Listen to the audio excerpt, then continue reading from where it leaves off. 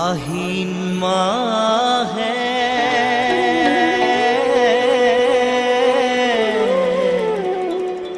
পূৰ্ণ ভৈলা দশ মাস মাতয় অনন্তৰে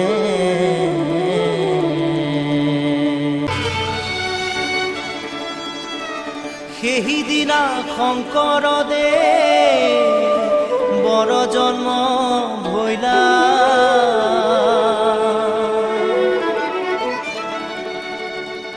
আৰ শুকুলা দশমী তিথি হইল শুক্ৰবাৰ মধ্যৰাতি জন্ম লৈলা